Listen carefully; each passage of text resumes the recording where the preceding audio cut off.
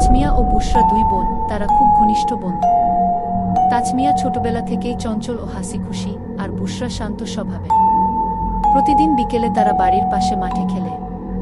তাজমিয়া দৌড়ে গিয়ে ফুটবল বা দড়িলাফের খেলা শুরু করে, আর বুশরা লুকিয়ে দেখতে থাকে।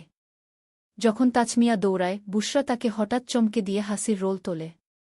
একদিন তারা ঠিক করল মাঠে গিয়ে নতুন খেলা খেলবে। তারা একে অপরকে ধরে নানা রকম প্রশ্ন করে, আর যার উত্তর দিতে বেশি সময় লাগে তাকে হাসির শাস্তি দেওয়া হয়। প্রথমে তাজমিয়া প্রশ্ন করল, গাছের পাতা কোন রঙের? বুশরা সঙ্গে সঙ্গে বলল, সবুজ। এরপর বুশরা প্রশ্ন করল, নীল আকাশে কি উড়ে? তাজমিয়া একটু ভেবে বলে, পাখি। আর ঘুড়ি কে? এভাবে তারা অনেকক্ষণ ধরে প্রশ্নোত্তরের খেলায় মেতেছিল।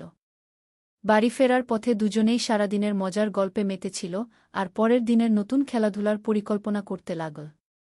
তাজমিয়া ও বুশরার এমন আনন্দঘন মুহূর্ত তাদের বন্ধুত্ব আরও শক্তিশালী করে তোলে।